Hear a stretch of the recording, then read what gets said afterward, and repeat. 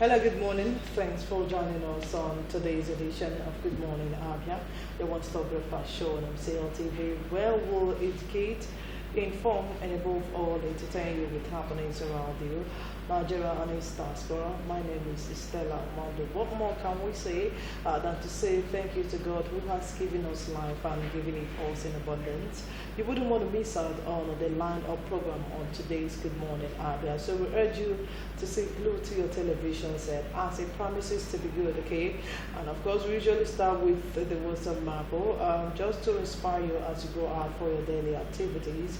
And on today's words of Marble, if you can dream it, you can do it. If you can dream it, you can do it. It is self-explanatory. You need to dream big, and you can achieve big things. That is just what the words of Marble is telling us this morning. It's telling you and I, if you can dream it, you can definitely do it. So keep dreaming big, keep dreaming good things, and definitely it will sure come your way. But don't forget that you must always put God first in anything you do. I welcome you once again into your one-stop breakfast show on MCL TV, straight up to the news making around the world. The Nigerian Labour Congress (NLC) has described Wednesday's invasion of the Senate by suspected hoodlums as a violation of the nation's security and a threat to the current democratic dispensation. In a statement signed by its president, Comrade Ayuba Waba, the Congress said the episode was an unfortunate reminder of the dark seas the nation should deal without. The statement reads, and I quote, "The invasion of the House chamber of the Senate on Wednesday by hoodlums and miscreants who carted away the maize and other paraphernalia of authority is a violation of the sanctity of the Senate and constitutes a threat to our democracy. It represents a throwback to those dark old days we are better off without. It is equally a sad commentary on the quality of representation. We therefore condemn it in its entirety. We similarly invite all who love Nigeria to rise and condemn this crude and solid act of conduct." Describing the incident as a big anomaly, he said the National Assembly security apparatus should be called to question for laxity or compromise, whereas they have often distinguished themselves by keeping at bay constituents and peaceful protesters from the persistence of the National Assembly. These thugs seem to have walked on a laid red carpet. We condemn this primitive conduct and demand sanctions. Let it never happen again. There are better methods, no matter the issue.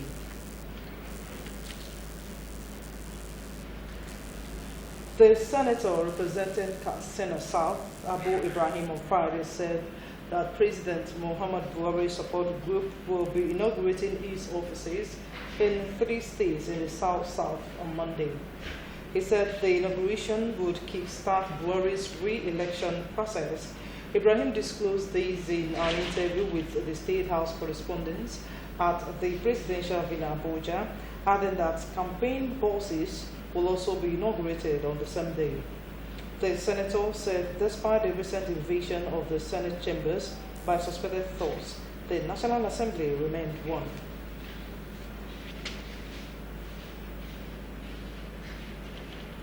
The National Executive Council of the Nigerian Association of Christian Journalists (NACJ) has declared First Lady Aisha Buhari as the 2018 Integrity Woman of the Year. The NACJ, in a press statement yesterday, said the emergence of the First Lady in this category was due to her spirit of boldness, sincerity, patriotism, and high sense of integrity. The NACJ statement, signed by its Secretary Charles Okai, noted that its annual lecture and award was conceptualized to change the mindset of Nigerians so they could appreciate the virtues of integrity and consequently developed a positive perception of leadership position both in the private and public sectors. The statement continued, "This year's theme of the event, titled Integrity is Everything, is to emphasize the impact integrity could have in a given society like ours. For instance, a nation that has the misfortune to be run by rapt-minded leaders can never attain her full potentials.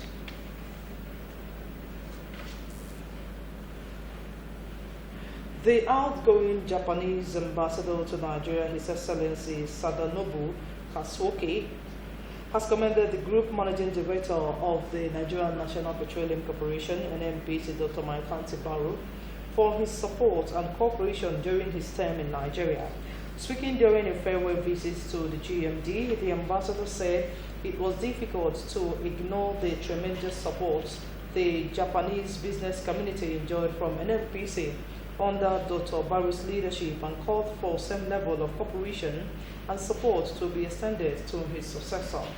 Responding, Dr. Baru said the Japanese influence in the Nigerian oil and gas industry was immeasurable, adding that apart from helping to develop local marketing skills in LNG, Japanese companies will be very active in the refineries rehabilitation project.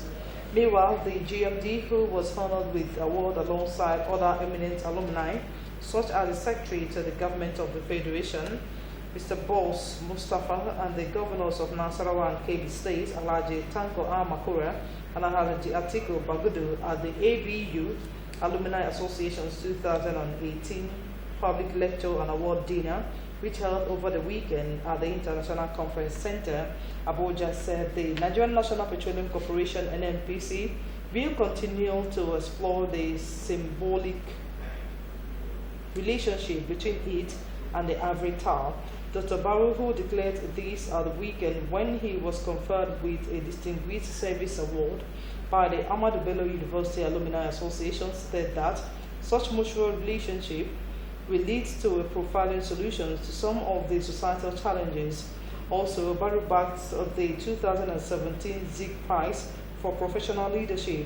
Speaking at the award night at the weekend in Lagos, Dr. Baru said the honor signified some recognition of the modest effort his management team is making to spearhead the corporation to greater heights. During the award, Dr. Baru, who vowed to continue with good work towards realization of the lofty dreams of the corporation's founding fathers, observed, however, that the corporation was not shying away from the fact that there are challenges and many more grounds to be covered.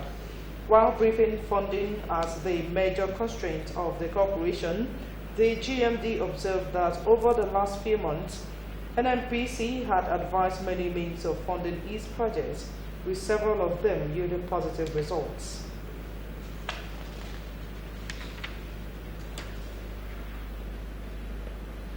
The residents of Ahurunye Street in Abia have drawn attention of the government to the unauthorized drainage channels constructed by homes in the neighborhood. They spoke to MCO News on their concern and how their disposal and wastes has affected their daily activities and businesses. The report. On a visit to Ahurunye Street off Onyike by Port Harcourt Road, one is confronted with an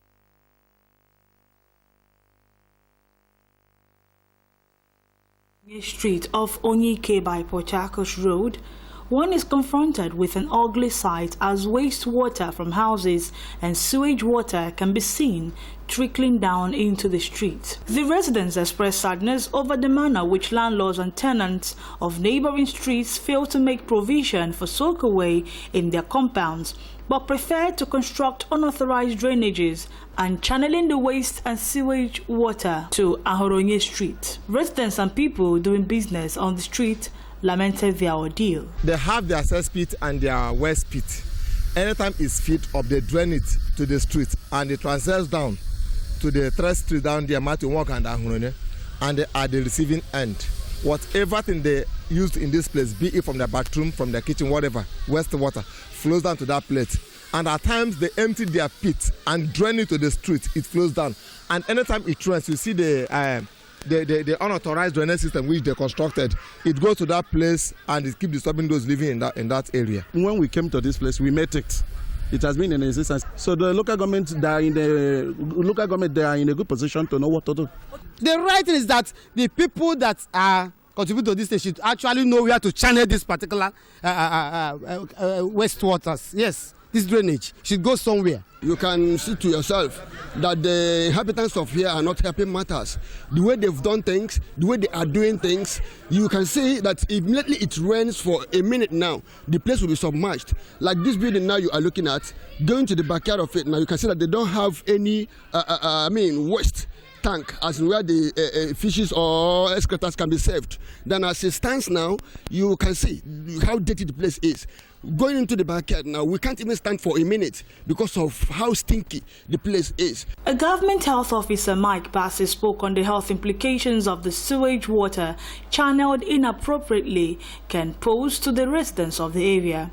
He assured the people of government's intervention and urgent action to clamp down on offenders. Sewage water from the septic tank is running through the public road.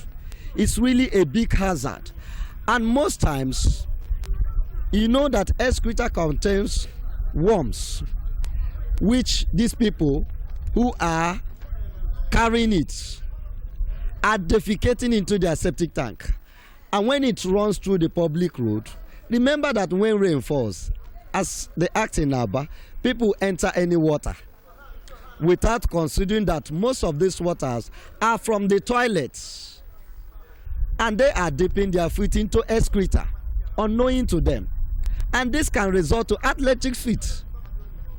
You know what this sickness they called elephantiasis, ukwabashu, is as a result of worm gotten from the water which they are stepping their feet into.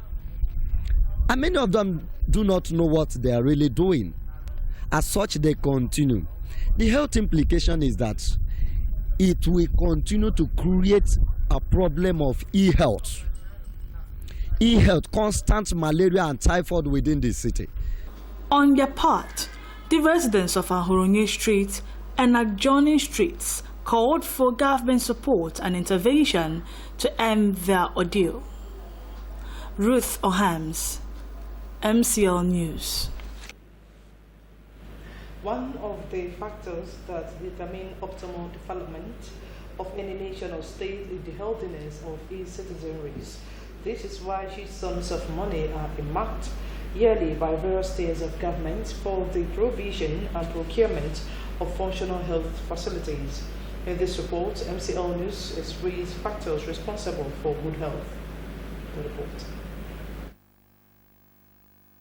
Good health is one of the most important things to human beings, irrespective of age, economic, social, and political background. Health experts describe good health as a state of complete physical, mental, and social well-being, and not merely the absence of disease or infirmity in the human body. Speaking on how to achieve total health, a medical practitioner advised members of the public to always strive to maintain a clean and healthy environment, abstain from sedentary lifestyle, and excessive consumption of processed foods.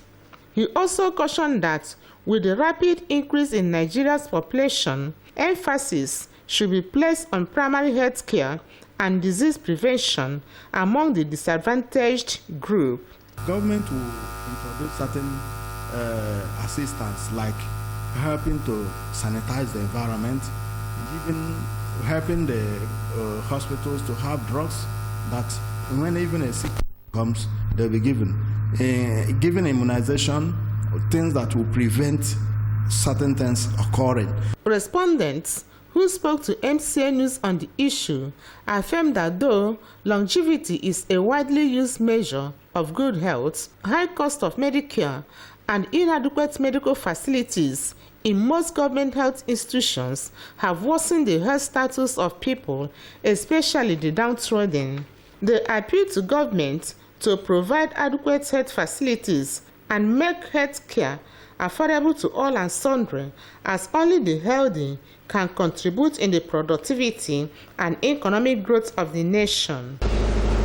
The only thing government could do right now is to make sure that health centers are built in all the local government areas, even if it's possible, in all the wards, so that everybody will be able to access health care facilities within his ward. People are no longer able to care for themselves. And you talk about facilities, the healthcare facilities are not there.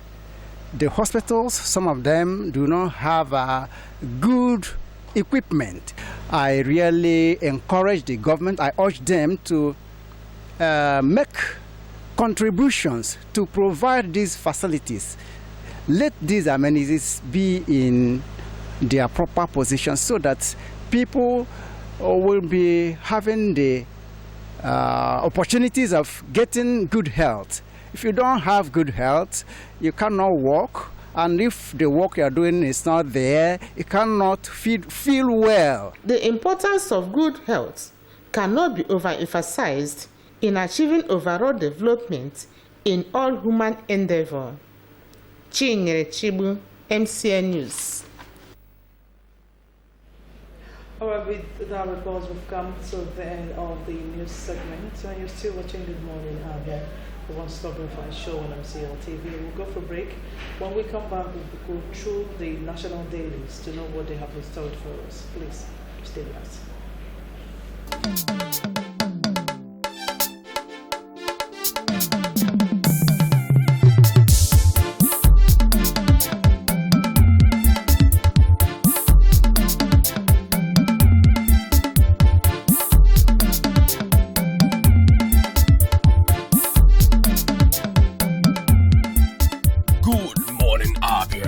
One-stop breakfast show on TV.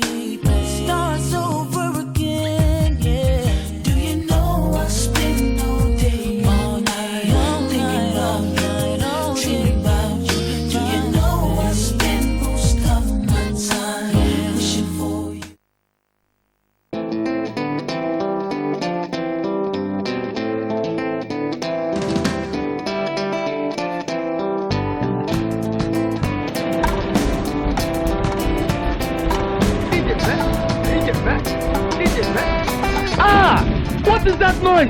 It is so busy quick.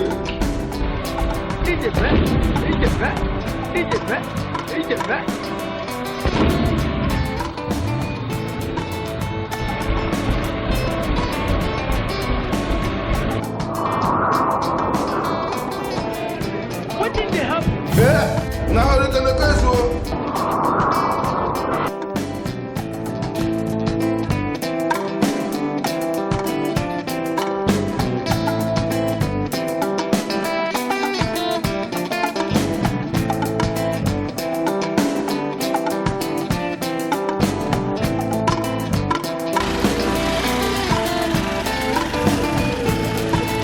Okay, so the Okay, so.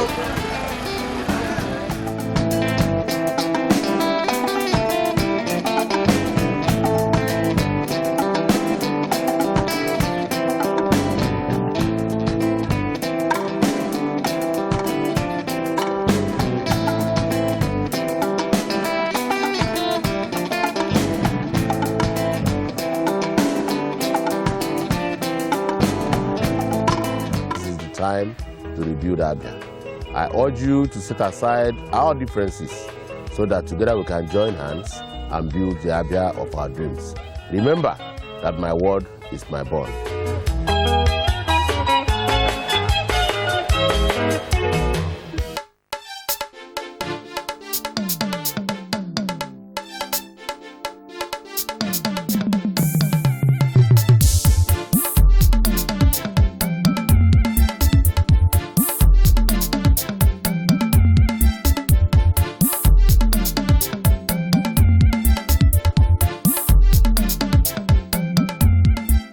Good morning, Abia, your one-stop breakfast show on TV.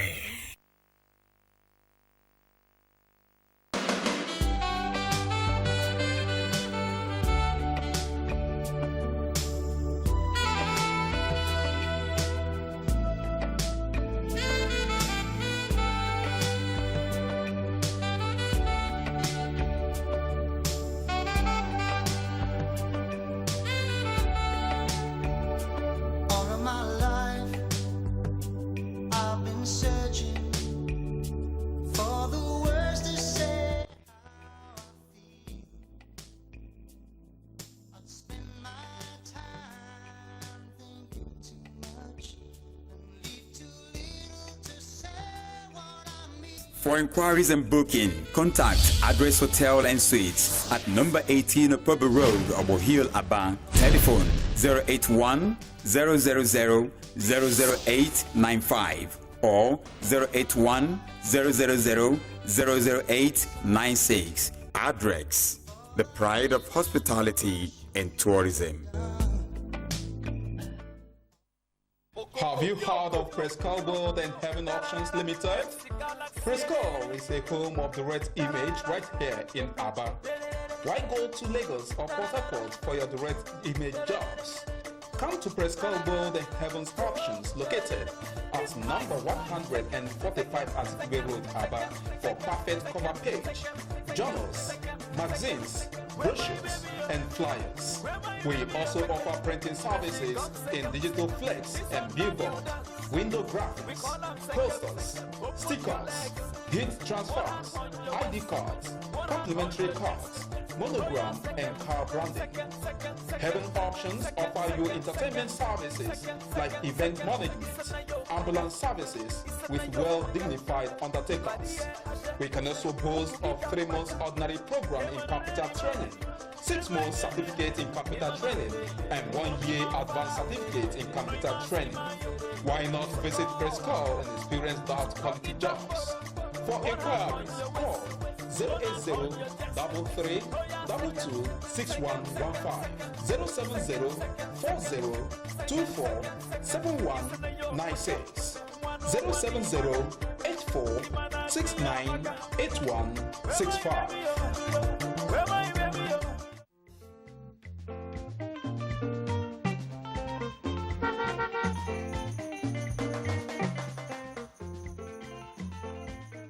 Do not deface Abia State with posters.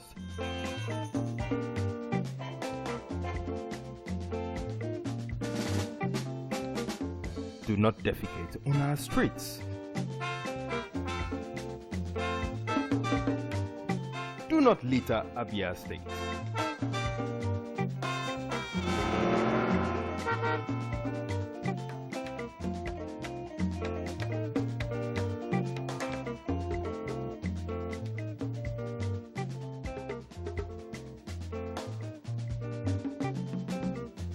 My brothers, I say wetin man go do for this world where people no go talk.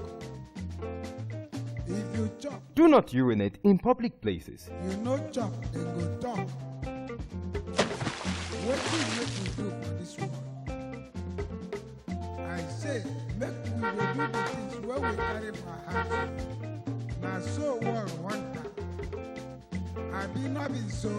Keep Abia State clean. This message is brought to you by MCL TV.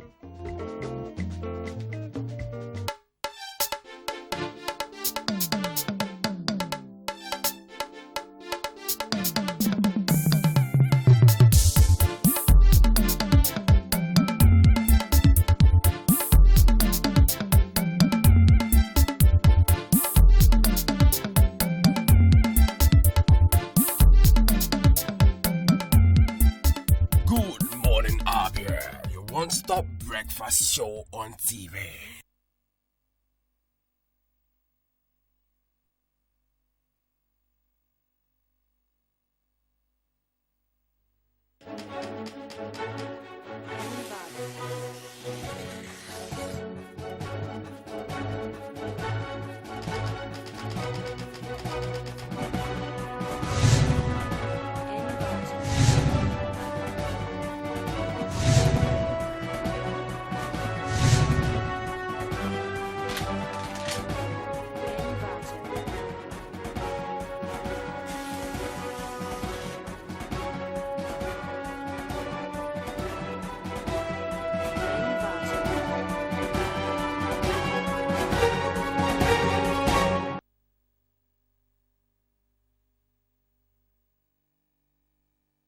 Thanks for staying with us. It's still Good Morning, Abia, your one-stop breakfast show on MCL TV. It is now time for us to go through the national dailies, and as usual, we are starting with the Daily Sun.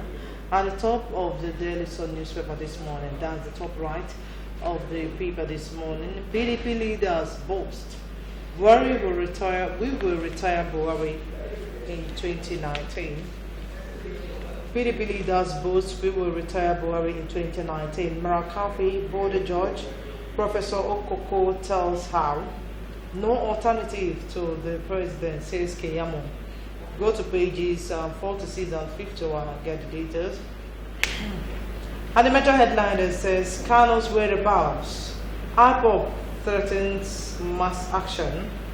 Family expresses worry over conflicting reports on his location. Go to page 10 and complete details of that story. Senate invasion, threats to democracy, says NLC. It is an indictment. Is an indictment on security agencies, says Ike Kuremado. Go to pages 11 and 3 and keep reading on that. Ohaneze youth elect Ato Obiora national president. Go to page 10 and get the details of that. Stella Dika actress. Men can't resist my big boobs. Go to page 32 and get the details of that. Now straight up to the back page of the Daily Sun newspaper. At the top there, coming from Kate Halim on Saturday, it says marriage tips men need. Go to page 55 and get the details of that. Amaka's diary, many Nigerian men are not romantic. Is it true? If you want to know how true that is, go to page 19 and get the details of that. The reality, help, we are all going mad. The reality, help, we are all going mad is found on page 42 of the Daily Sun. Coming from Mike Awoyinfa on press clips, it says Jeff Koinang. How Kenya lost Dangote cement to bribery and greed. How Kenya lost Dangote cement to bribery and greed. That is actually coming from Mike Awoyinfa. Now straight up to the Saturday Telegraph. The Saturday Telegraph at the top there, it says 67-year-old widow loses son to sickle cell, daughter to cancer, gets magnificent building from philanthropist. Of course, go to page 4 and get details of that. Now to the next one. Gunmen killed 34, sack 3 communities in Zamfara. Soyinka urges Buhari to end killings. Now moving down, the major headline that says Army planned to meet Kano's dad before invasion. How can the army send me to Eze Kano only to invade his palace before the day of the proposed meeting? They're coming from Eze Ajomiwe. But we're having some little problem here. It wasn't really, the pages where you can get the stories are not actually written here. I'm talking about the army plan to meet Kano's dad before invasion. Okay, moving down, protest. Trader shot down on a shop over demolition of shops. Go to page 6 and get the details of that. Now, Gumi, that's another major headline there. Buhari's best, not good enough for Nigeria. Let me read out something that is coming down from there. It says, Buhari is like a student or a boy who is hardworking, reading day and night, but when the examination comes, he still fails because the problem is not all about hard work. These are some of his words talking about Gumi. And the write-up still there says, your views are personal, says Keyamo. Next to headline says, strike, don't harass health workers. Doctors warn union. Adeoshun, Nigeria's debt is sustainable. CBN, economy now on track. All these things are found on page 6. Now straight up to the back page of the Saturday Telegraph. It says, Allegri, Sarri in managerial battle as Juve Napoli tangle in Serie A decider. That's on sports. Go to the back page of the Saturday Telegraph and get the details of that. Now let's go to the next paper talking about the Nation. At the top right of the Nation newspaper, Ozubola killings. Navy court relocates to Oka over death threat. Witness tells court how perpetrators demanded $1 million to forestall attack. It's found on page 44. By Wenger driven out of Arsenal after 22 years. 10 likely replacements. That's on sports. It's found on page 4 to 5 of the Nation newspaper. Ohaneze raises the alarm over Ekweremadu and Senator's safety. Go to page 6 and get the details. Moving down, the boldly written headline that says, Maize theft. Senators plot Omo Agege's total shootout. Identify 5 reasons thoughts invaded chamber. Adamu's fate shaky after lawmakers stormy section. Go to page page 4 and get the details of that story. Rivers APC Lambert's Wike over suit saga. It says Fleming government is mere facade to cover his ineptitude. Federal government has been ignoring our complaints, says governors. Now the next one, go to page 44 and get the details of that. Now the headline with the picture element of a beautiful lady says, South African President Zuma gets love child from 24-year-old lady. South African President Zuma, Zuma gets love child from 24-year-old lady. It's found on page 40 of the Nation newspaper. Now we'll move to the back page of Nation. Coming from Shego Ayobulu on illuminations, it says, stamp duty impunity. Stamp duty impunity. You see the picture element of President Muhammad Buhari, Godwin Emefiele, and Adekoya. These are the picture elements there, but you can read the details of what that is actually talking about on the back page. Moving down, Russia 2018, the winner is.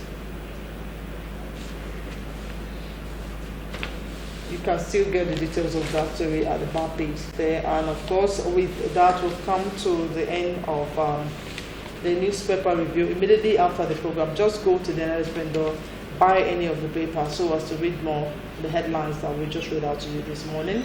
And you're still watching Good Morning Abia, your one-stop breakfast show on MCL TV. We'll go for a break. When we come back, the program will continue. Please stay with us.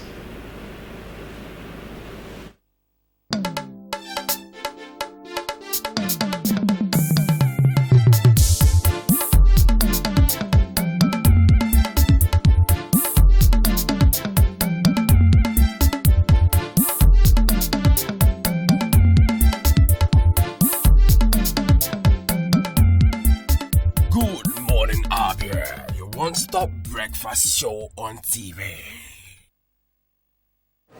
We don't want to come here with the trumpet, sax, guitar. No, we want to figure out a way to feel Africa, and with the instrument that we have, our traditional instrument, the mola from Senegal, shildo from Mozambique, and the piano is a Western instrument, but it's a percussive instrument too. We try to combine this and try to let the people know how we put our tradition together. For example, if I do this, It's an instrument. It's already, we have some group like it. So we try to use everything, not like it. With everything. But this is Africa. I learned this here in Africa. I don't learn this in Europe. They don't do this.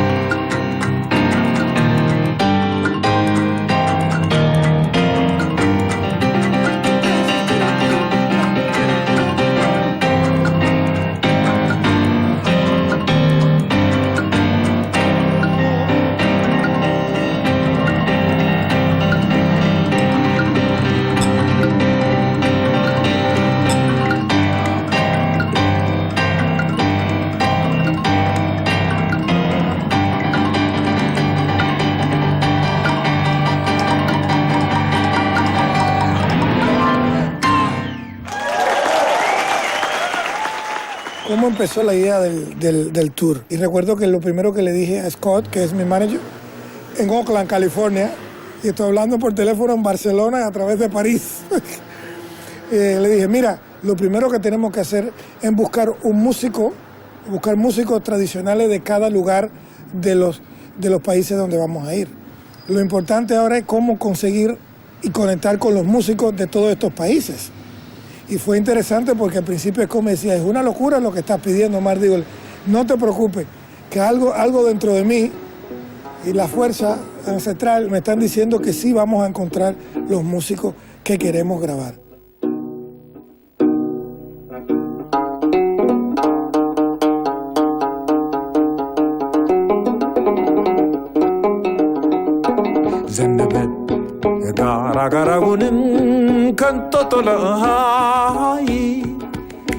ጎርፍ ያመጣሽ እንደው ልጠብቅ ዙን ከአዲስ አበባ ላይ ዘነበ ጋራጋራውንም ከንጦጦ ላይ ጎርፍ ያመጣሽ እንደው ልጠብቅ ዙን ከአዲስ አበባ ላይ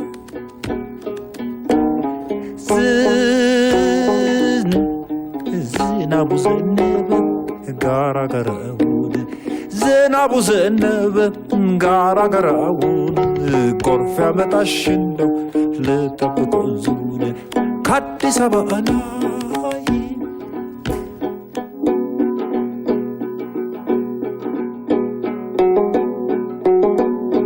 ጋራጋራውንም ከንጦጦ ላይ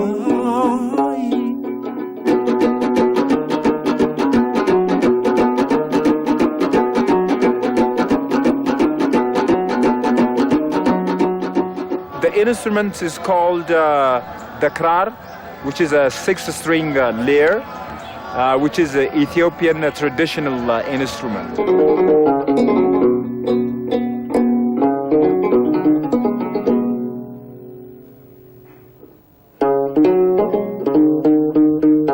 My father learned this from his father and from his ancestors.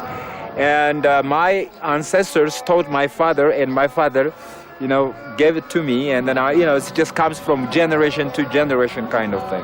The image for the Africans, actually, the musical image for the musical promotions, what he's doing right now is really good because he's going to take this musical tradition to the whole world.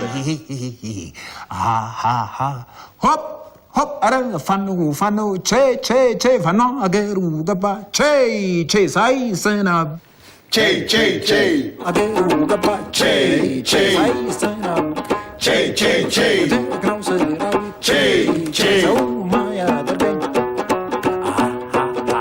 This tour was really special because it was not only the concerts we played, but we did also recordings in all these countries we traveled to. So we did recordings with traditional musicians. They played their traditional instrument of this country. The idea behind all this is that we're going to do a new record in the future where Omar Sosa will use all these recordings and add his own composition to it and add also Western instruments like the piano and maybe real orchestra with strings.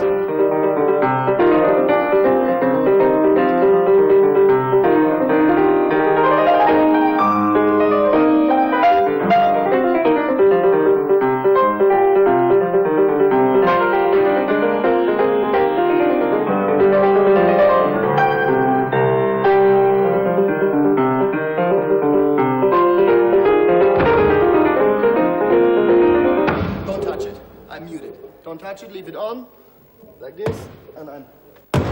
Don't touch!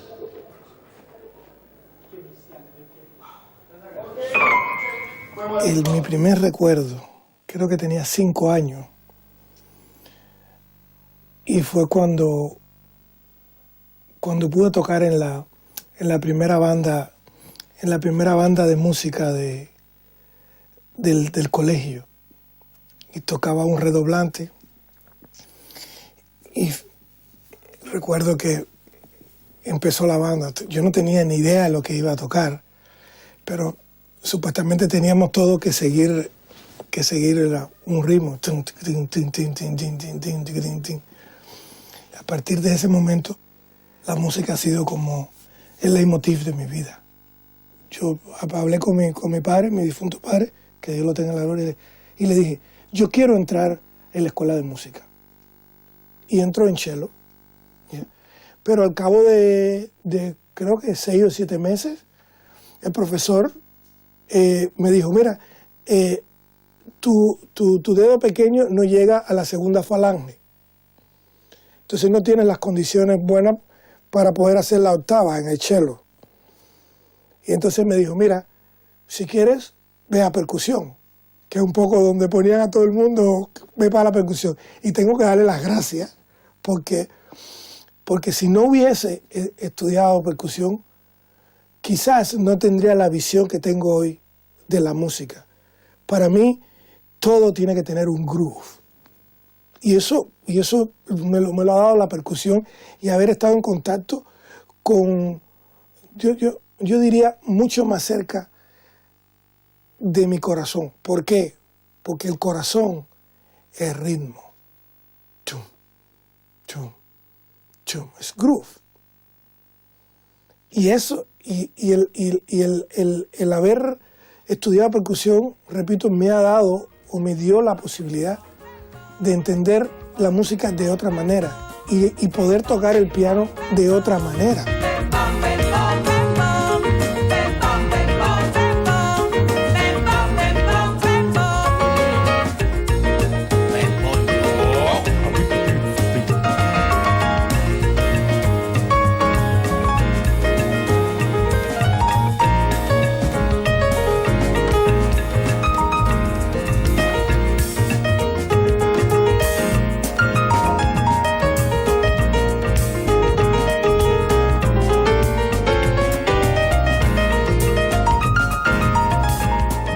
Omar Sosa, en très peu de mots, mission impossible.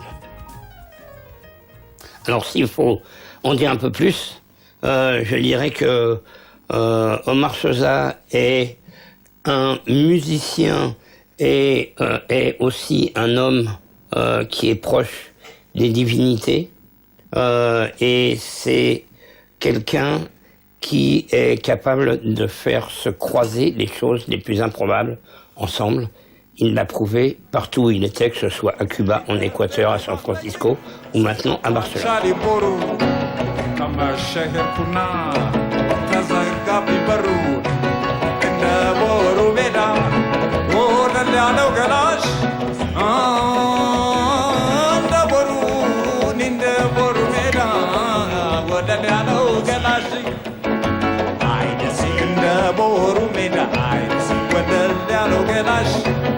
አብራለው በሀብቱ ደሃ ዋይኑ በላሽ ደስ ያላት ነፍሴ ደስ ያላት ነፍሴ ደስ ያላት ነፍሴ ደስ ያላት ነፍሴ ከመሐመድ አገር ገባዊ አይደቴ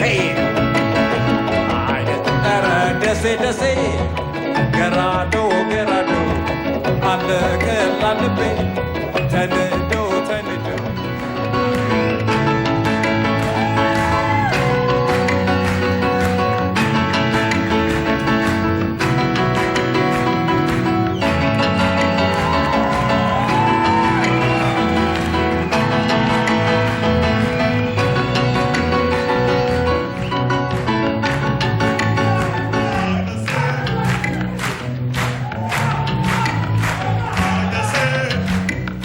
J'ai vu tout de suite un mix un peu miraculeux de Eddie Palmieri et Thelonious Monk. C'est-à-dire de deux cultures, de la culture profondément du latin jazz, c'est pas grave, trop tard, ça marche pas. Voilà. Donc, c'est la culture, Eddie Palmieri, c'est la culture du latin jazz, et Thelonious Monk, évidemment, d'un piano qui est débarrassé de toutes ses chaînes.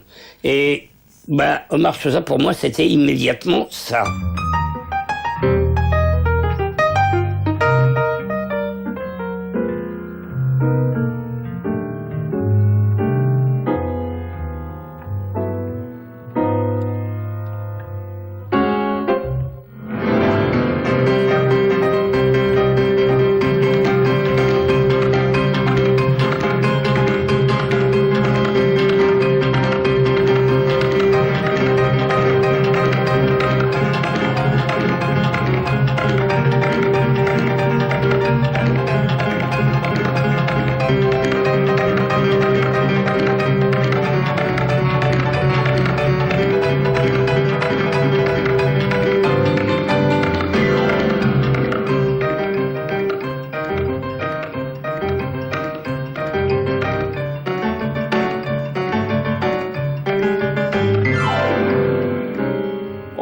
Avec son jeu, il cache pas la musique cubaine, même si il est mélomane, donc il est intéressé par plein d'autres musiques et il essaie de mélanger ou amener tout ça dans sa musique cubaine. Parce que je crois ce qu'il veut, d'une certaine façon, je crois il veut avancer la musique cubaine. Ça n'a pas beaucoup avancé depuis un moment parce que c'est un petit peu figé. Et je crois qu'il est un des seuls musiciens cubains qui essaie de vraiment avancer les choses.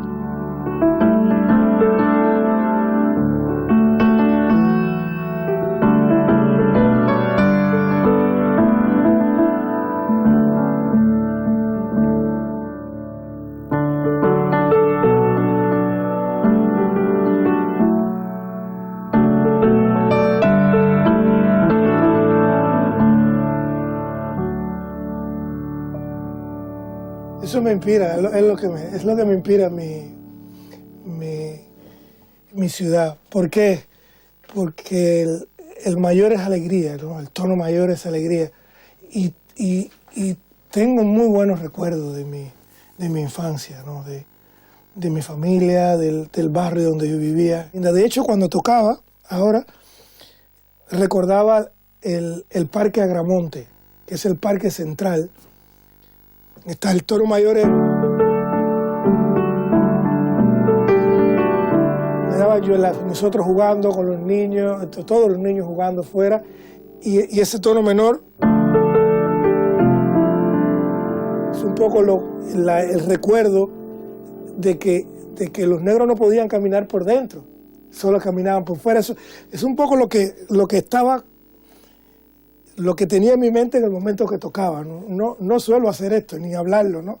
Pero bueno, me están preguntando, no me queda otro remedio que decirlo. Es un poco una mezcla de sensaciones, ¿no? Pero si tuviese que quedarme con una de estas dos,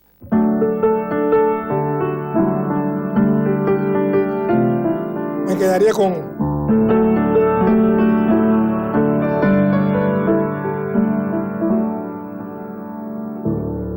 no sé. Eso.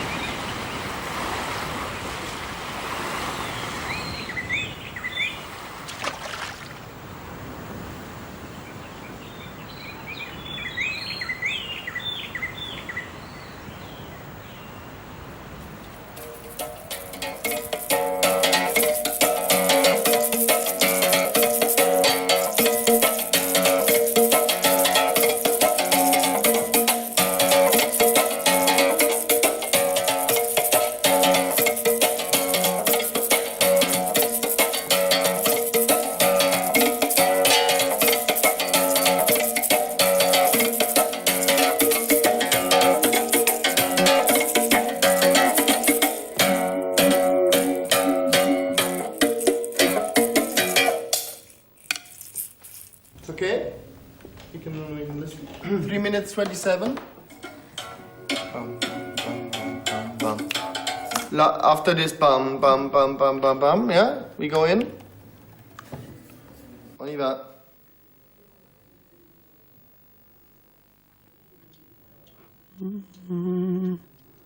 Nari mvuye kuvoma mu mwonga ku mugoroba ibikere biririmba cana tsitari inkono ndayisavya duze umubisanga imbere iransonga siba papa papa papa mama siba papa papa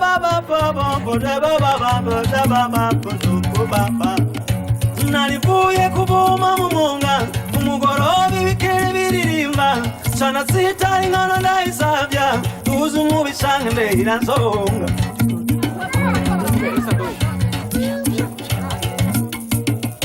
onyogokura nyakirana gahinda warasimbaza n'utuzu tundi atichanga mu bikono susuruke nasanze inkono ku mashiga tandoto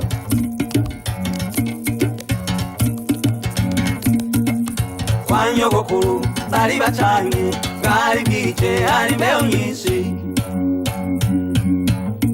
steba papa pudeba papa deda sibidi baba papa papa pudeba papa bedeba papa bebaba kwa nyogokuru bari bacanye bwari bwije hari imbeho nyinshi umvesha n'abasezeje Steven Sogo mu Burundi kwa nyogokuru bari bacanye bwari bwije hari imbeho nyinshi urugendo runya cyane rwose ngaho kwa nyogokuru bari bacanye bwari bwije hari imbeho nyinshi nari nagiye kwiga imico abasoku ingeno n'imibereho byaho hambere nari nagiye kurahura ubwenge Shabada papa potato, shagada baba baba, shabada papa potapa potapa potapa potapa potapeda, digga digga step de bomba. Yo no quería mucha percusión, mucho tambor, porque siempre que hablamos de África, lo primero que muchas veces viene a la mente es tambor, bucutum, bucutum. No, hay otra África, la África melódica, la África de esta que está en el proyecto, ¿no? Con Selassie en Etiopía, con Steven Sogo en Burundi, que es más una parte melódica, pero con con ese elemento percusivo, pero no tan presente, que ese elemento luego se trabajará con la parte afrocubana y la parte afrovenezolana y todo este camino de afro-suramericano también.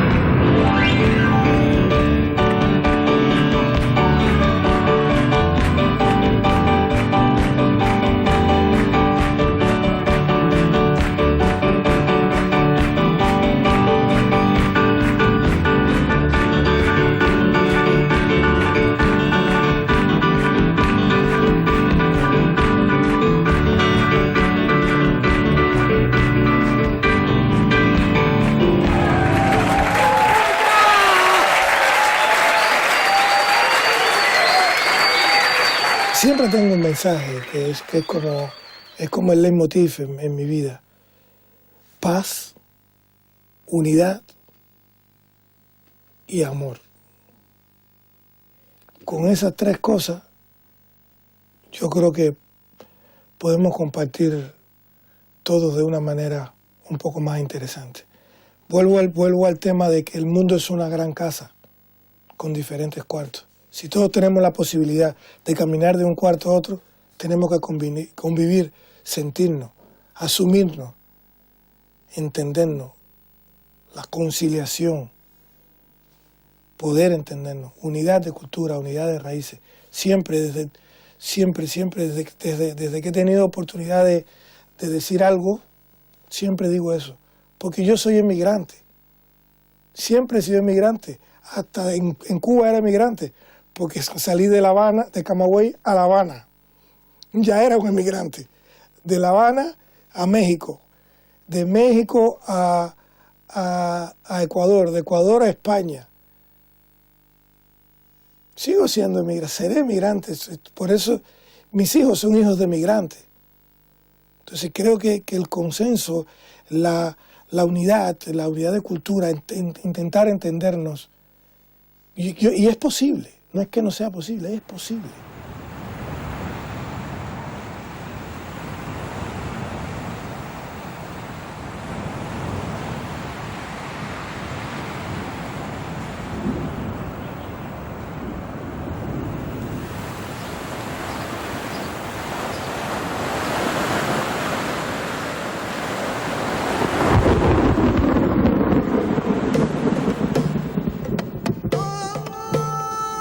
Flight on the wings of a prayer, spirit coming down, bringing peace. I expand throughout time and space.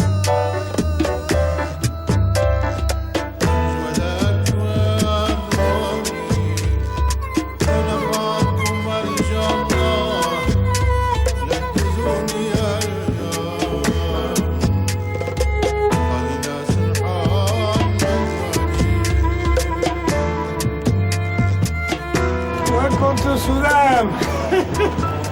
Welcome to Sudan. 1 hour late, but we're here now. So we want to meet the fella. We want to meet the fella now and meet the musicians. You born here or you born at? I born here in Khartoum, and I study music here in College of Drama Music. Unfortunately, I study in the university, and then I went to learn how to how to make traditional instruments. This is tambur. This is tambur. Everywhere in Sudan we call it tambur. But it have different names. It depends for the language of the tribes. Maybe sometimes we call it kunyang, kunyang in the Nuba Mountains, and we call it abangarang in the Blue Nile, and we call it pasangkok like this in the bigger tribes in the eastern of Sudan. And also this is the mother of the violin. As you know, the violin, you call it here unkiki. Unkiki? Yeah, in Sudan. It is one string from the tail of the horse. Okay? And it is also, it's bele bapo, like strings. Oh, this is beautiful. Yeah, this is This is like bow. No, the father of how? okay. It is have different size also. Maybe you will find them at nine piece. Okay? This is a small one. This is a small one here. Wow. It's a big. Oh, it's coming in the big bowl. There's a big one here. Yeah. It's like contrabass. Yeah. It's like a And contrabass. I play it stand now. Let him play, man. It's not doing it now. Yeah, no. I know that you are a bassist. But I have to do like this.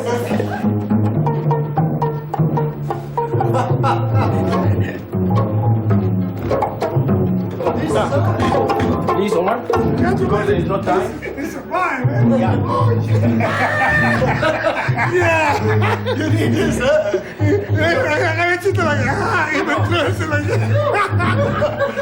You know, when you go to the Cuando estuvimos en la casa de Dafala compartiendo, sentí como que vamos en el camino correcto, que hay muchas personas en el mundo y hay muchas personas acá en África que estamos en la misma dirección. Sí podemos compartir, sí podemos estar juntos, sí podemos convivir, sí podemos crear música, que al final todos somos uno y estamos en esta, digamos, en este mundo creativo que es más que nosotros mismos, que viene de nuestro mundo ancestral y de nuestro mundo espiritual.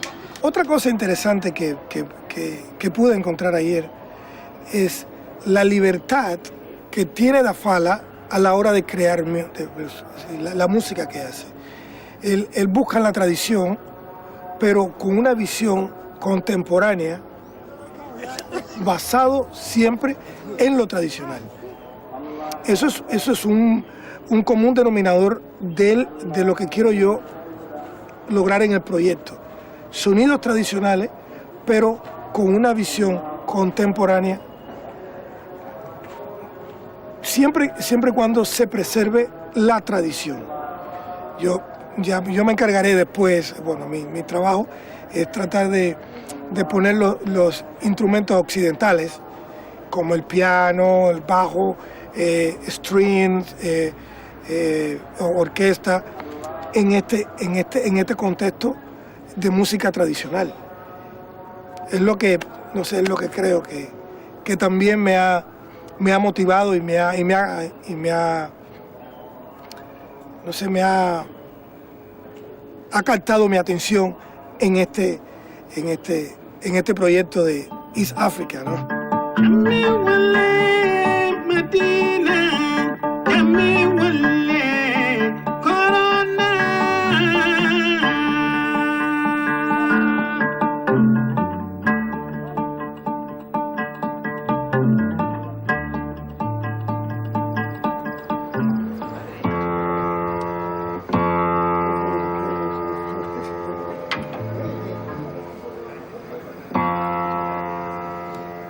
Vinimos a buscar raíz, vinimos a buscar cultura, vinimos a buscar tradición y lo hemos encontrado con Dafala. Ya hoy tendremos concierto y veremos. Y creo que es nuestra labor como artistas llevar nuestro mensaje a cualquier lugar donde se nos permita llevar el arte. Y por eso estamos aquí.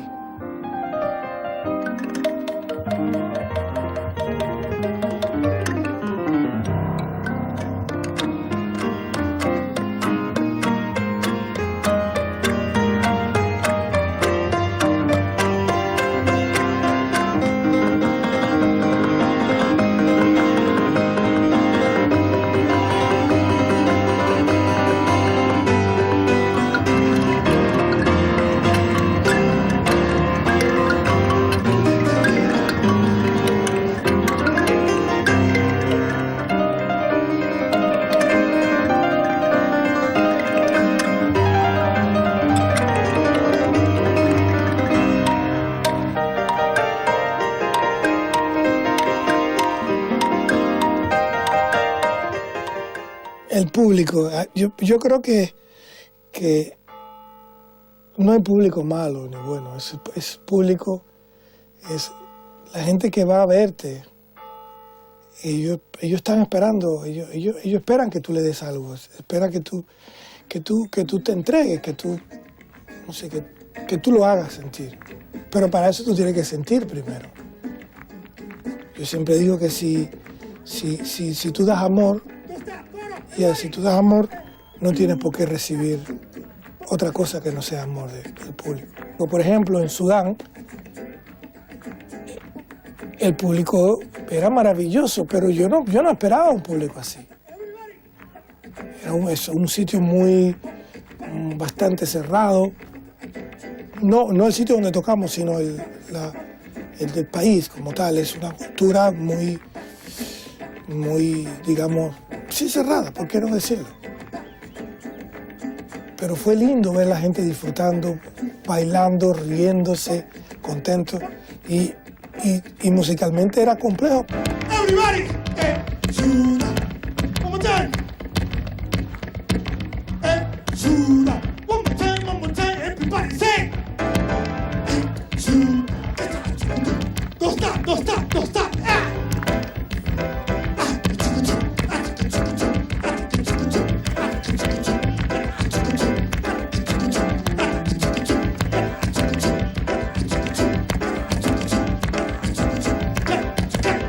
Creo que fue un lindo concierto y para mí será algo que nunca olvidaré.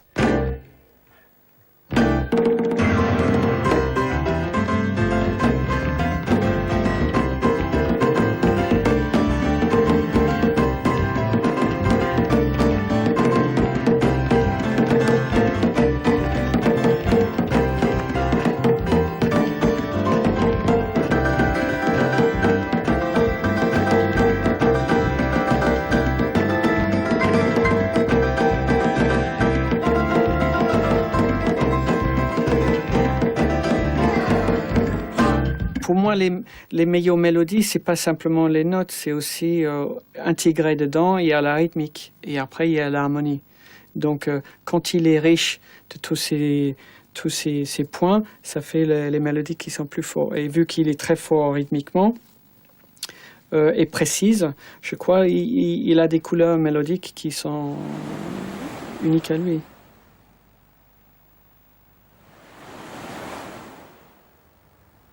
Y mira, el silencio yo creo que yo diría que es la mejor música que hay.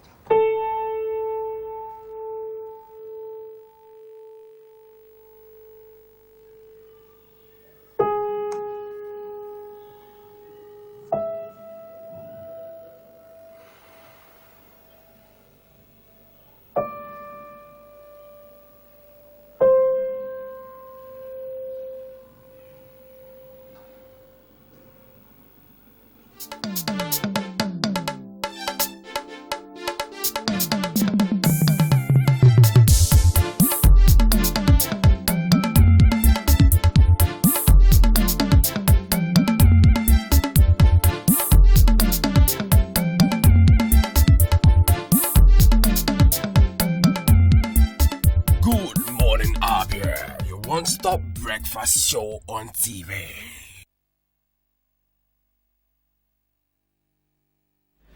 Alright, thanks for staying with us. You're still watching Good Morning Abia, your one-stop breakfast show on MCL TV. It is now time for us to discuss, and of course, for those of you that didn't watch the program yesterday, today we are still looking at what we discussed yesterday because we had so many calls that we were not able to attend yesterday. That is why we decided to have a repeat of the topic so that you will have the opportunity to be a part of the program. And of course, we are still looking at the plight of Nigerian youths.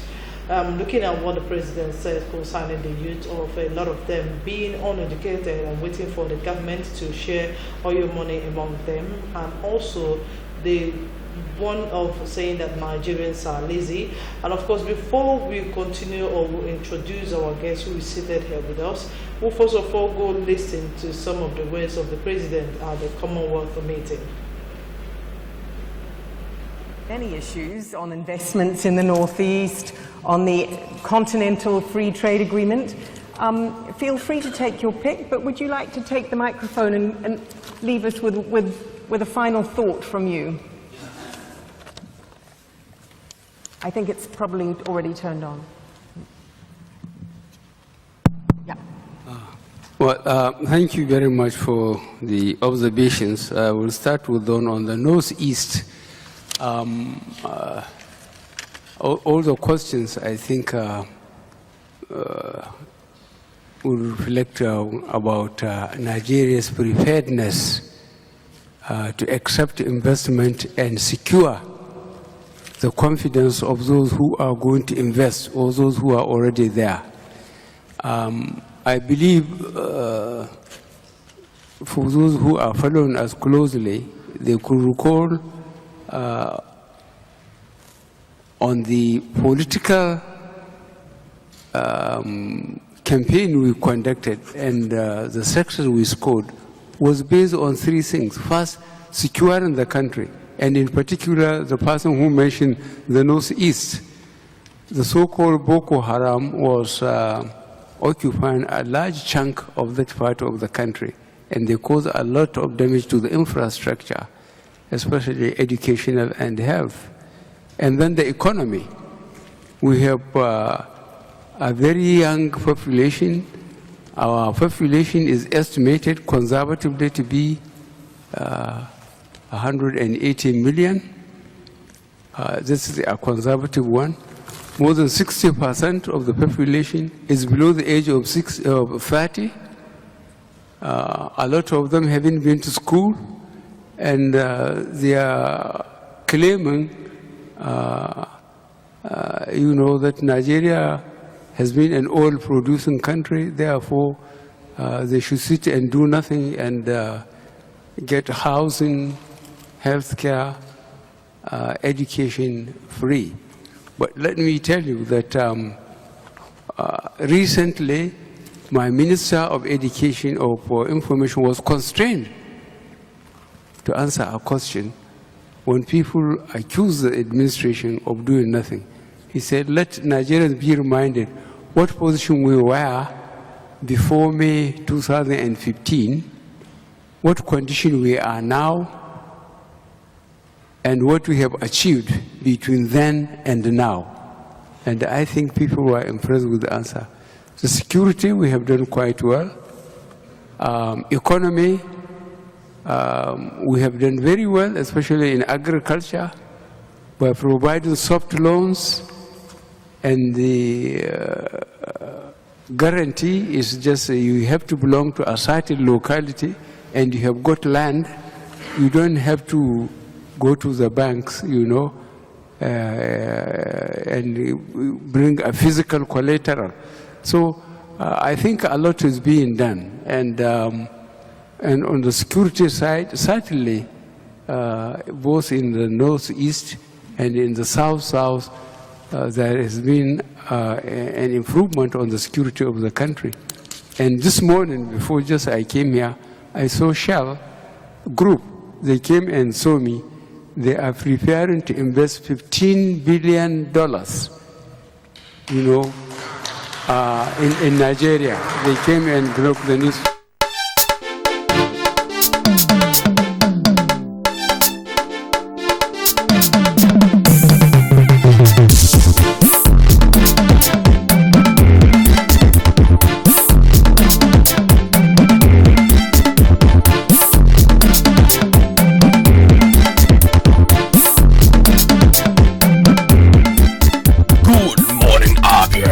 One-stop breakfast show on TV.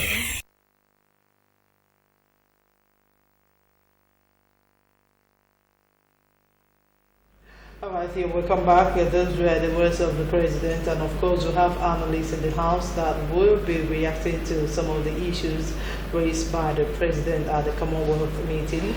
And sitting close to me right here is Honorable Charles Ompane. Honorable, good to have you on the program this morning. Good morning again, and thank you for having me. Our sitting next to Honorable Charles Ompane is Honorable Jude Udacha. Honorable, good to have you on the program. Good morning, Abians. Good morning, Sister. Welcome. Okay, now let's go to some of the words of the president. Honorable Charles Obane, do you think that Nigerian youths are lazy and that a lot of them are not educated, waiting for the government to share oil money amongst them, just like the president said? It's a two-way thing anyway, but let me state emphatically, if my president emphasis by his statements that we are lazy, I want to say that my president is very wrong. We are not lazy. When I say we, I'm putting myself in that shoe because he is referring to my generation. He is referring to my likes. Mr. President, we are not ready. You said it yourself that we constitute at least 60% of this population. These are the people that campaigned for you, voted for you. You said you want to go back again, and part of the reasons you said that spoil you up, maybe when you visited Kanu sometime, you saw the crowd that were jumping up and down. 80% of that crowd you saw that even made you feel you can just get it just like that. They are the youths. So what I'm saying is, if you infer or think they are lazy, they are waiting for oil money to be shared, provide an alternative. Don't just give handouts. Yeah, giving handouts is okay, but teach us how to fish. It is your duty. Nigerian youths can fish, but all they need is the enabling environment. Let them hustle for themselves. Okay. That's what the Nigerian youths can do. Talking about education, you know, I don't like somebody passing box. It seems that is the stock in trade of maybe the current administration we have at the federal level now. Passing box, blaming anybody, blaming, okay, they are not educated. What have you done about it? Okay. I know the last administration was busy building universities, virtually in all the states in this federation. What was that administration trying to do? To educate the youth. Who are the people? 80-90% of the people in those universities are youths. I want to see 1 or 2 or 3 this administration have built, at least to help in educating our youth. What have you done about that? And what pains me more about this, if my father calls me inside the house and advises me and say, hey, don't do this, don't wait for money to be, oil money to be handed to you. In the house, I think I'll be better. But my father goes out, maybe out there and be shouting that at me. If the president was, maybe let's say in our country, inside there, but out there, what is he trying to achieve? Demarcate us? Is it because our current is being said these days that maybe youth should be given a chance to at least have a shot at this country? They're not too young to run and now he felt threatened. He said, okay, now, after demarcating the main opposition party in the country, that is the People's Democratic Party, he's now feeling maybe the youths. All this talk about youth coming to govern, this is not too young to run bill and everything. That's how I'm trying to interpret this now. Okay. He now wants to start demarcating us. But I tell you, no matter what he said, the youths have all it takes to take care of themselves. All right, thank you so much, Honorable Charles Obane. Honorable Judo Dacha, what do you make out of President was concerning the youth being lazy and not educated, waiting for the government to share all the oil money amongst them? Well, she said that it was a national embarrassment once more, made to international media personnel, which makes it double an offense. And then when you also consider the fact that it was said to an audience that is used to getting social benefits from their government. Exactly. That an institution, a country that ensures that unemployed youths are provided for, it makes it surprisingly, in fact, one wonders why the president should make such a statement in UK. I mean, every weekend and midweek, you see the stadia in UK all filled up by mostly youths. Most of those youths are unemployed. Some of them didn't even go to school. You know, but their government, who values life, who values their potentials, who understands the future leaders are those youths. Yeah. That the success of any country is based on largely on them. Based on those youths. So they still go ahead to get them to register with social welfare, not the local governments. You can go to any council and register. Okay. Once you're 17, you can opt to leave your father's house. In fact, it's even encouraged. And you are given a council flat. Some get 1 bedroom, some get 2 bedrooms, depending on your luck. You get your own house, it's your house. And every weekend you go and sign your door, you go and sign money. Okay. And not to drink beer by the weekend and watch football by the weekend and midweek. And yet we see our president talking before this audience and saying that he's used 60% of the population are uneducated, and they want to be given oil money. So I wonder what the British people who listened to him, thought about his presidency, the way he put his youth down. So it was unfortunate. Okay. I keep repeating it, not to have been made. But this is vintage President Muhammad Buhari, putting people down and wanting the whole world to think that it's only Nigeria who is upright, who is not corrupt, who is that is. You mean that he's the only one? That's what he wants the world to believe. That he's the only person. So he's the only suitable person to be at the helm of affairs, and then the whole world should listen to. Very unfortunate. So it is unfortunate. I keep saying it was a national embarrassment. Okay. So this time around, I think it's like 1 tree more than he can bite, because speaking of 60% of your population, probably 80% of your voting population, he's really got it wrong this time around. And I don't think APC and President Muhammad will ever get away with it. 2019 elections, in fact, I was so happy when I heard yesterday that PDP is already constituting what they call a mock kitchen cabinet. Okay. A mock kitchen cabinet that will take over the affairs of this country in 2019. They're already putting up right up the list. Okay. All right, thank you so much. But they know that the days of APC and President Muhammad are numbered. All right, thank you so much for that. It's still Good Morning Abia, your one-stop breakfast show on MCL TV. The line is right now on the screen for you to call us and be part of today's program. If you have any contribution concerning what we are looking at this morning, do want to do that. And please reduce the volume of your television set so that we can hear you clearly. Honorable Charles Obane, do you think that the government that's talking about this present administration has provided enabling environments for the youth to thrive, and they didn't really make use of it? Before you answer that, somebody is on the line. Sorry. Hello, good morning. Good morning. All right, we lost our call. Hello, good morning. Hello, good morning. Hello. Good morning, sir. Hello. Good morning, we can hear you. Go ahead, we can hear you.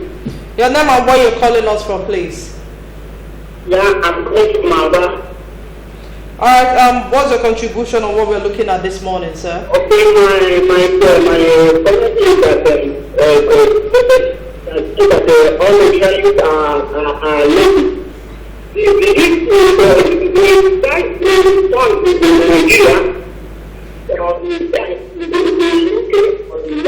Every time we travel to London, all Nigerians are lazy. We are 2005. Not work. Every time you go to any company to tell you that there is no vacancy there. Why we are giving our people running around the street without doing anything? Why president that have ability to say that all Nigerians are looking?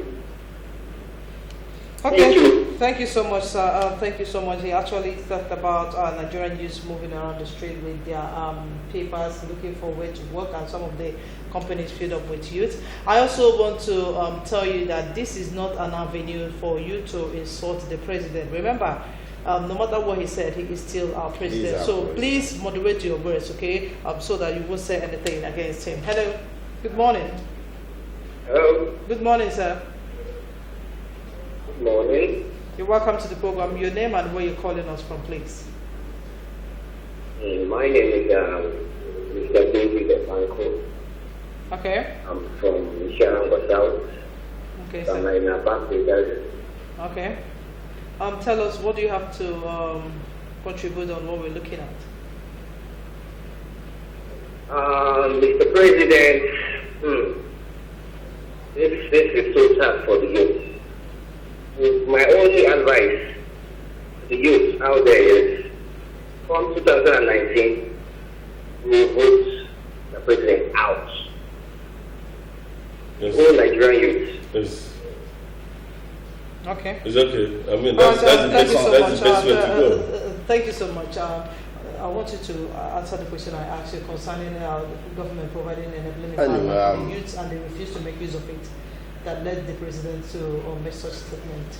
Before I go into that, I'm not the presidential, I'm not standing for the president, but I want to say something because I had this thing clear.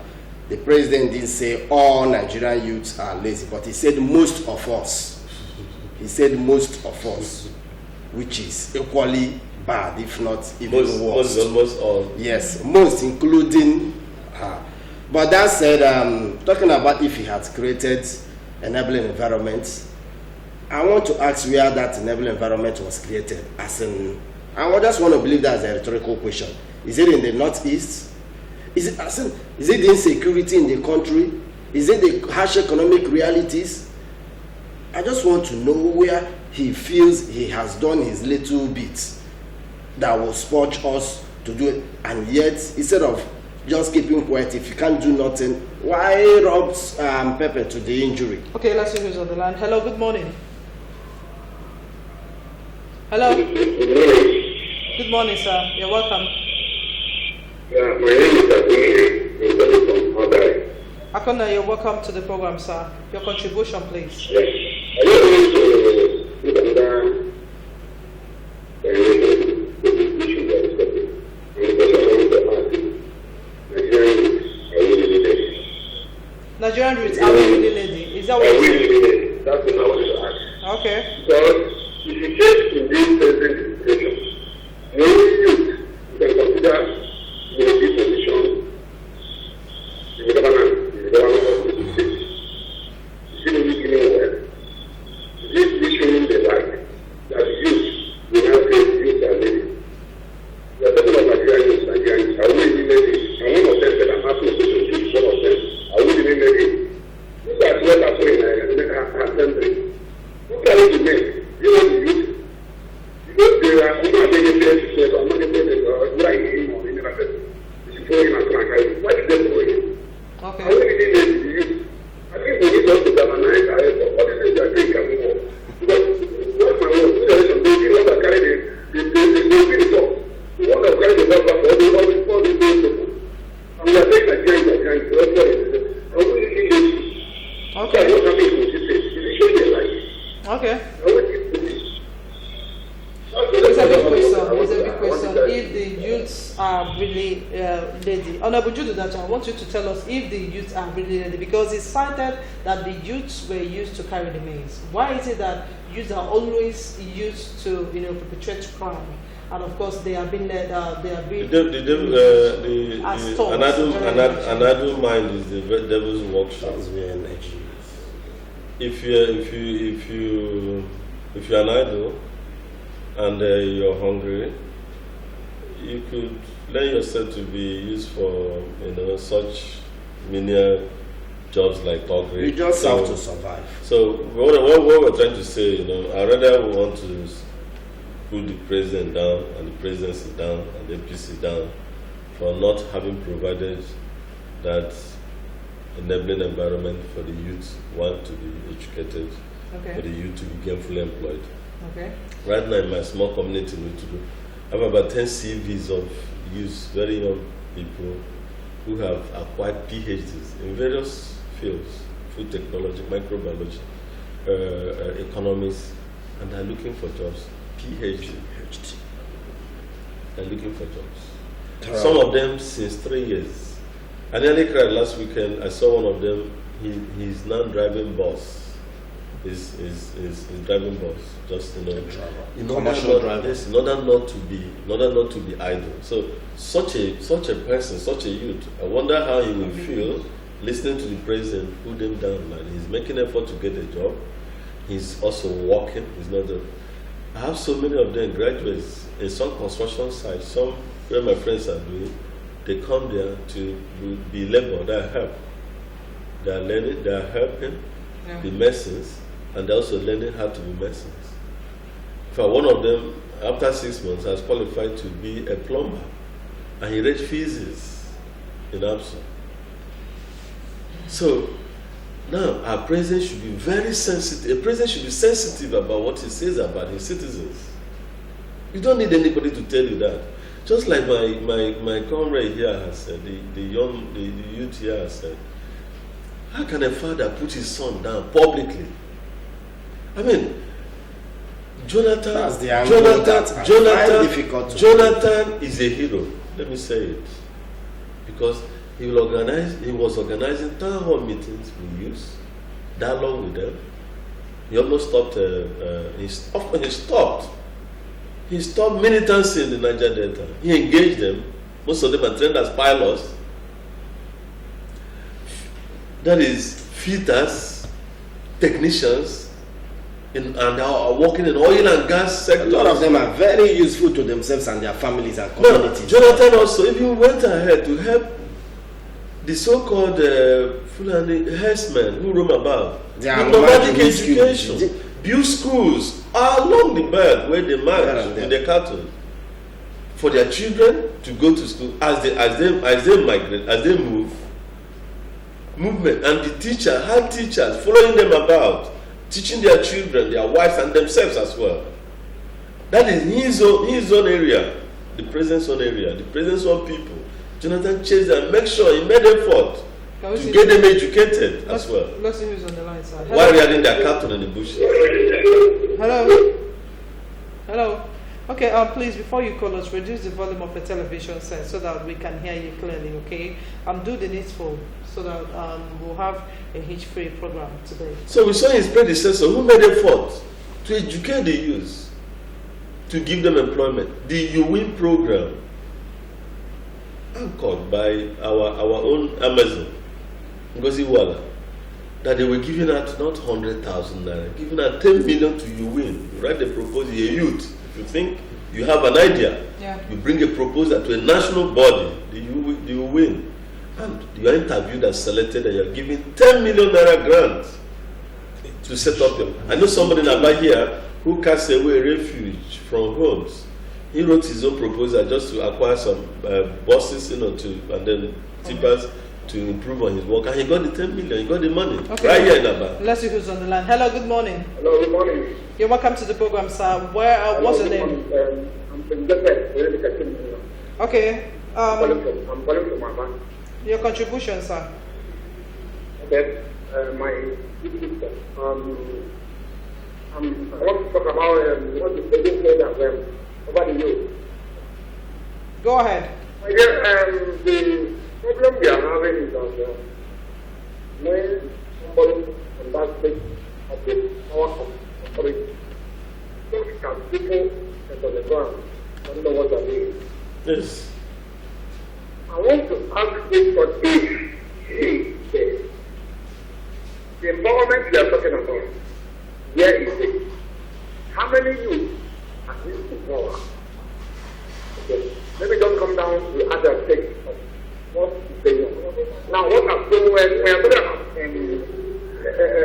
farming, of empowering of youth, going to farming, how many of them are the government in power? When you're talking about youth, are lazy.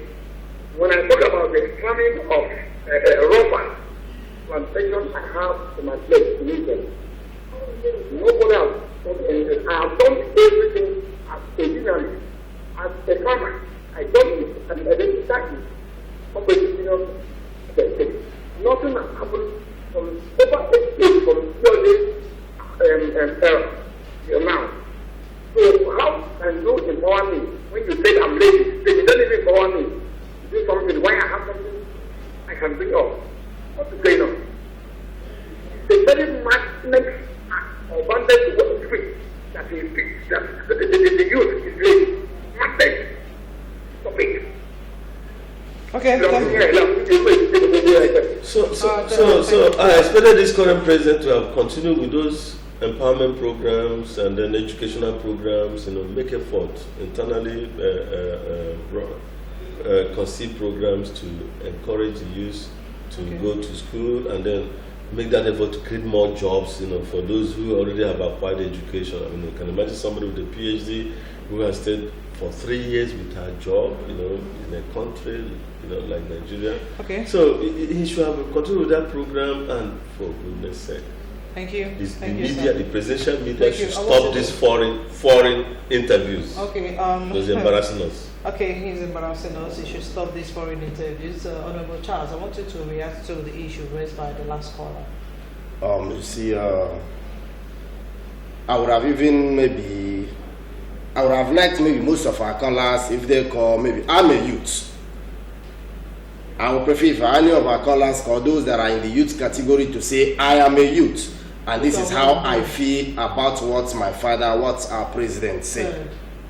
Because this thing, why I'm taking it a bit personal, is that I feel that statement is directed at me, at my peers, at my generation.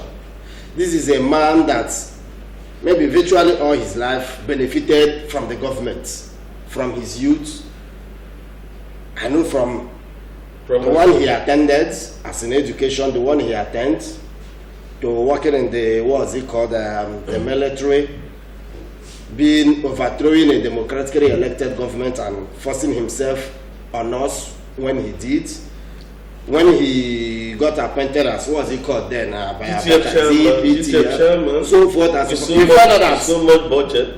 70, 80, if not 90% of his life have been catered by government. Okay, outside government, I just want to know, what have you achieved on your own as a hardworking person, on your own? Please convince me, show me the things you achieved on your own. Which one, 70, 80, if not 90% of your achievement of who you are is the government. Okay. Why don't you at least do a little of that to the youths now that you are demarketing? Why can't you do a little of that to me and to my friends? Sorry to touch you, so let's use it. Hello, good morning.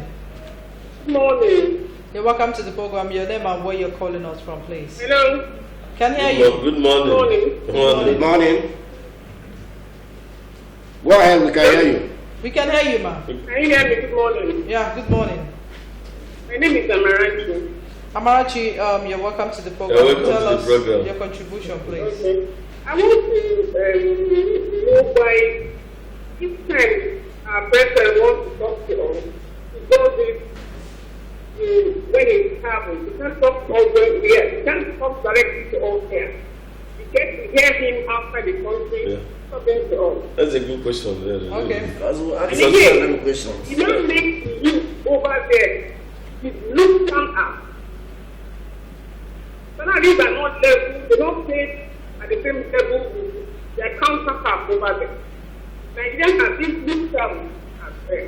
Yes, and then we all have our PVC, and we know what to do with them.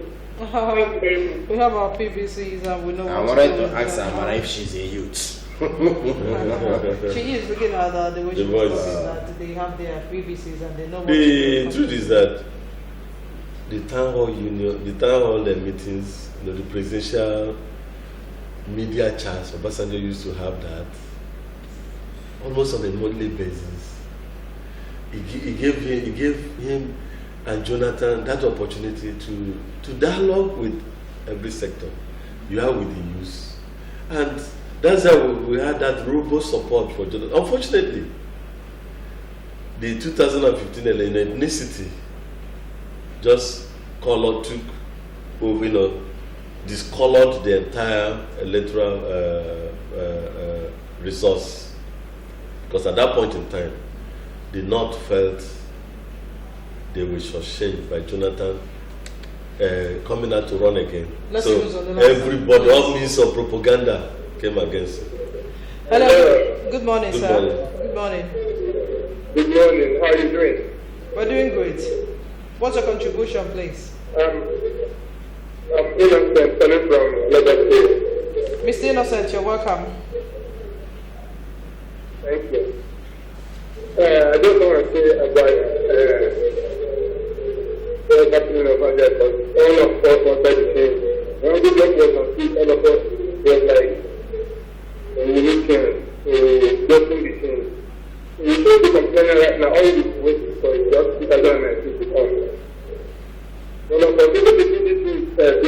video was shouting that they want Google to take down. So he did it on his own. So he should be complaining right now when he wants to do this 2019 before. Okay, thank you so much. You've made your point, Mr. Innocent. Mr. Innocent said this is the change we all wanted to. And of course, now we've gotten it. We shouldn't be complaining. We should fold our hands and wait for 2019 to come. Yes. No, I don't think we should fold our hands. We've seen ourselves in this mess. We will be fighting and making the best out of it, whether the president and his administration likes it, but we are waiting for them somewhere. But I'm expecting something. Okay. I know the National Youth Council of Nigeria. I don't want to talk about the Youth Service Corps because it's a fully government system, but these are places where you see concentration of youth and everything. I'm expecting a reaction from the National Youth Council of Nigeria about this. I wouldn't be surprised if I see demonstrations here and there against or them coming out. Either if they feel they want to commend our president for demarcating us out there, I think they should take a stand. Let them come out, either comment or condemn this president demarcation of the Nigerian youth. I know that the Nigerian youth are hardworking. In the entertainment industry, you see us making it. Is it even in the academics, in sports? Go elsewhere, you see, go to the US, they'll tell you that Nigerians are the most educated migrants in the US. You see, 80% of those migrants that are educated there, they are Nigerians. Why not see just the tiny negative? In every 12, there's certainly going to be a Judas. No doubt, there might be few of us expecting, hey, this country, give us this, give us that. Why talk about using that field to generalize the lots of us that are very hardworking? Okay, that is what I find annoying. It's still annoying me even as I'm sitting here. Somebody asked a question that why is it that the president hardly speak to us? That's what I'm trying to say. There's still time for him to correct that erroneous stance.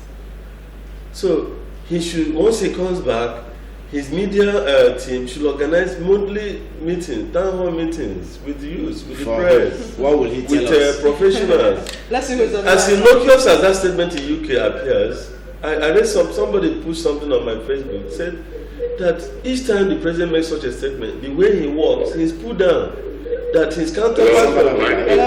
Yes, you're free to talk, sir. Tell us your name, please. Hello. We can hear you. Tell us your name. Yeah. I'm Comrade PJ. Comrade, welcome. The statement made by the President Buhari in London is completely collected disgrace to the entire youth of Nigeria. So, what I'm trying to tell the President and the entire entourage is that, look, President should not speak. If you have something to say, let that fight out. Speak on behalf of Nigeria instead, trying to send the image of Nigeria black. It's not good. It's very, very bad. Okay. So, I should advise him very well, so that we should not take this kind of thing anymore. Yes. Okay. Thank you. My comrade, it's not just putting on demarcating the youth, but demarcating the entire country. Somebody said he works in UK. He works in UK, and he said each time such a statement was made, that his bosses, if your president can say this, but that's the way you guys are. But that is exactly what it is. So he doesn't know the. So for new positions, for new responsibilities, they prefer giving the jobs to his Kenyan counterparts, South African counterparts, and they will never give him. And then when he protested, they said, listen, your president, you say you're lazy, you guys are lazy in your country. So, as innocuous as the statement appears to him, it goes a long way to, you put your people in the bad light, and you're used at the working population anyway. Listen, when I was a youth, when we were in the university, with such a statement, and this was even under the military era, the whole universities, the Nigerian students, the Nigerian Association of National Association of Nigerian Students, will mobilize and demand for national apology from the president. All the schools, peaceful demonstrations, but we march through the streets peacefully and demand for a national apology from the president, which he must come back here and go on the national media and apologize to the Nigerian youth. Whether he meant it or not, but he must. The youth of this country deserve an apology from their president. The thing is, this administration has done a lot and lots of things that demand street demonstrations, but we are not coming. Increasing fuel prices arbitrarily. What they call, these are little tiny things. The past administration, they were shouting, they would do. They would just call people out to the street to demonstrate. But they are doing worse now, and people are not coming out to demonstrate. Okay. I don't mind doing a one-man demonstration about this. I'm so annoyed about what my president is doing to my generation. Okay, let's see who's on the line. So, hello, good morning. Hello, good morning. Good morning. You're welcome to the program. Hello. We can hear you. What's your name? Good morning. Your name and where you're calling us from. I want to thank you for the program you are having concerning the youth. I want to know that on the coming of Mr. President, he said put in a Hello, you need to hold on, sir. You need to call us back again, okay? Because the line is actually breaking. Just call us back again, please. All right, now, gentlemen, want to ask, when the president said that Nigerian youths are lazy, was he referring to any tribe in Nigeria? See, this is... Or maybe he didn't present the statement very well. And then the tribe that he had in mind, he wanted to, actually said that they are lazy voting for you, or that he meant what he said, that it was actually most of the youths generally. You see, this is Nigeria, a multicultural, multi-ethnic country. Religion, different religions. And we know how statements like this, how it can be understood. You are free to make your comment, but I want you to know that somebody else is also free to give that your statement his personal interpretation. I wouldn't want to believe that the president is referring to a particular region or tribe or so, but if he is feeling so, I think he's not doing himself any good. He's not doing this country any good. Okay, thank you so much. Honorable Judy, I want you to react to that. Do you think that the president was actually referring to a particular tribe? There's no part of this country you don't have youths who are not... Can we see who's on the line before you continue? Okay. Sorry. Hello, good morning. Hello, good morning. You're welcome to the program, sir. Your name and where you're Good morning. Good morning.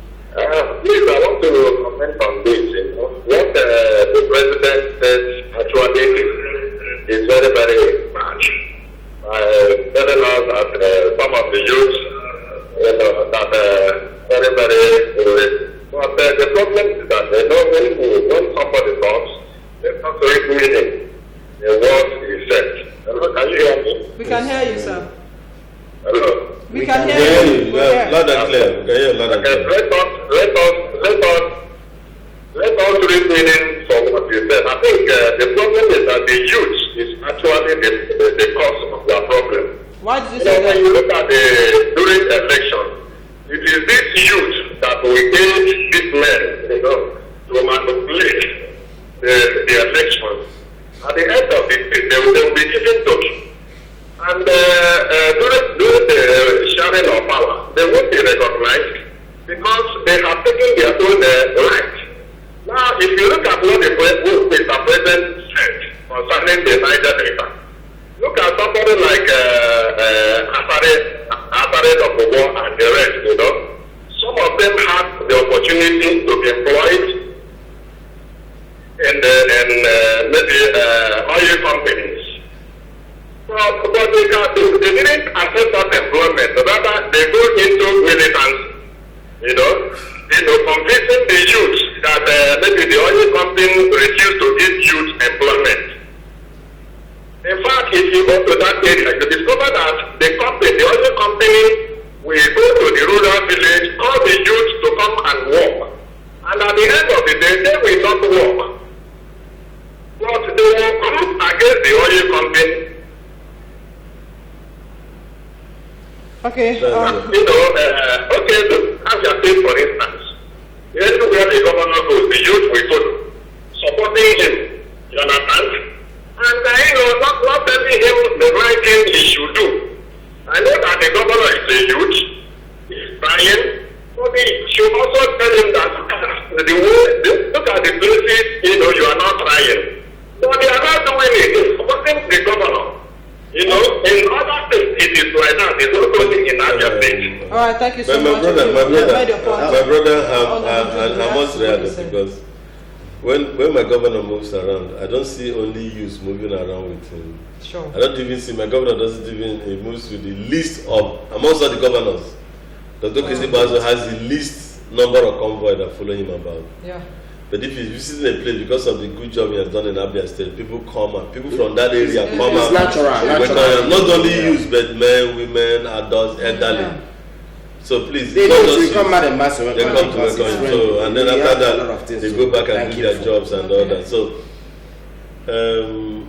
you asking me? No, hold on. You know where he was actually coming from. That was why I asked you the question I asked. If the president actually was referring this to a particular tribe, maybe he didn't really put it very well. A lot of people have come out to say that he wanted to Stella, that was why he couldn't have been talking to any particular section of this country, and even if he did, those people also Nigerian youth. The Niger Delta people, it's just giving what they call a beer parlor overview of the cost of the militancy.